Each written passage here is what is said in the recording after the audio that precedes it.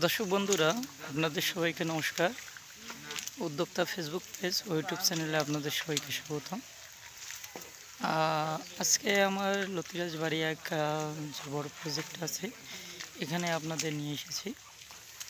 আর আপনারা জানেন যে এর লতিরাজের বড় শত্রু হলো ঘাস আর পোকা।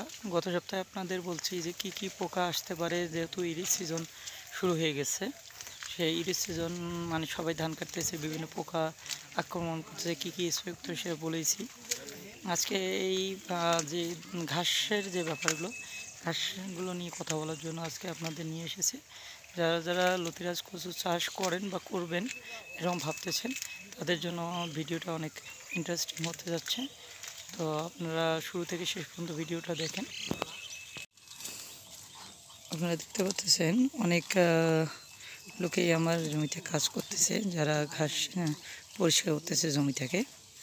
তো এই ঘাসটা আমাদের জমিতে, যেহেতু লতিরাজ বাড়ি এক কচুকাতে আপনাদের কোনো ঘাস মারা ওষুধ ইউজ করা যায় না, সেহেতু আমাদের ঘাস মারা ওষুধ না দিয়ে হাত নিড়ান দিয়েই নিতে হবে। আর হাত নিড়ান দিয়ে নিতে গেলে আপনাকে একটু খরচ হবে, কিন্তু করার কিছু নেই। কারণ ঘাস মারা ওষুধ এখনও কচু ক্ষেতের জন্য তৈরি করে না। আমি অনেক রিসার্চ করছি, প্লাস হলো অনেক ওষুধ কোম্পানির সাথে কথা বলছি, তারা এটা দিতে পারে নাই। এই জন্য আমাকে ঘাত দিয়ে নিড়াই নিতে হচ্ছে। আপনারা দেখতেছেন অনেকেই ঘাস নিয়ে আছে। আর পাশাপাশি দেখতেছেন যে প্রতিটা কৃষি পাকা ডাটাটা করে ছিঁড়ে ফেলে যাচ্ছে, যাতে পাকার ভাই ওই যে পাকাটা কষাটা, হ্যাঁ হ্যাঁ গুড। এই পাকা পাতাটা করে পরিষ্কার একবারে করে নেবেন, যাতে গাছ ফ্রেশ থাকে। আর গাছ ফ্রেশ থাকলে ফ্রেশ লতিগুলো বের করে আনা যাবে। আপনারা দেখছেন এ হলো আমার জমি। এটা অনেকেই দেখা যাচ্ছে আমার জমি দেখতে চাইছেন যে কী রকম। এখন আমার এই জমিটার ক্ষেতের বয়স হলো 4 মাস জমির বয়স। এটাও দেখতেছেন প্রতিটা গা ফেটে ফেটে লতি বেরোচ্ছে, প্রচুর পরিমাণে লতি বেরোচ্ছে। যেহেতু আমি জমিতে হাত নিড়ান দিয়ে নিচ্ছি, এই কারণে জমিতে লতি এখন সব ভেঙে ছিঁড়ে গেছে। কিন্তু করার কিছু নেই, মাসে একটা হলেও হাত নিড়ান দিতে হয়, নইলে ঘাসের কারণে গাছের গ্রোথ নষ্ট হয়ে যায়, প্লাস প্রোডাকশন কমে যায়। এই কারণে আমি হাত নিড়ান দিয়ে নিচ্ছি।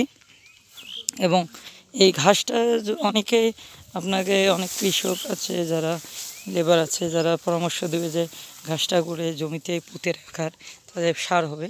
কিন্তু এটাতে উপকারের চাইতে আমার কাছে অপকারই বেশি মনে হয়েছে। কেননা এই গাছটা সমস্যা হয়ে যায়, ঘাসগুলো আবার কোনো না কোনোভাবে বংশবৃদ্ধি করে, এই জন্য সমস্যা হয়ে যায়। এই জন্য আমি আপনাদের পরামর্শ দেবো যাতে যেমন এরা ঘাসগুলো অপসারণ করতেছে জমি থেকে, ঘাসগুলো তুলে আইলে রেখে দিচ্ছে বা জমিতে রেখে দিচ্ছে। এদিকে কড্ডে দেন, হ্যাঁ কড্ডে দাও, সমস্যা নেই, জমির জন্য পড়ে না। এইভাবে করে নিলে আপনারা খুব দ্রুত ফিডব্যাক পেয়ে যাবেন। আর একটা ব্যাপার হলো, হাত নিড়ানটা খুব জরুরি। যাদের জমিতে ঘাস আছে তারা জমিতে ঘাসটা অপসারণ করে নেবেন। বিশেষ করে মোটামুটি 6 মাস পর্যন্ত জমিটা অবজারভেশনে রাখাটা ইমার্জেন্সি, এবং সেটা মাসে একবার হলেও হাত নিড়ানটা দিয়ে নেবেন। আর হাত নিড়ানের সময় অবশ্যই যে আপনাদের যাদেরকে দিয়ে কাজ করে নেবেন তাদেরকে বলবেন যাতে ঘাসগুলো পরিষ্কারের সময় পাকা পাতাটা, মানে গুড়ের যে পাকা পাতাটা আছে, এটা যেন পরিষ্কার করে দিয়ে দেয়। তো আজকে এ পর্যন্ত। আবার কালকে আশা করি একটা ভিডিও দেবো। কালকে এই জমিটার ঘাস নিড়ান শেষ হয়ে গেলে আমি সার এবং স্প্রে করব। তখন কি কি সার এবং স্প্রে করতেছি সেটার একটা ভিডিও আমি দিয়ে দেবো। ধন্যবাদ সবাইকে।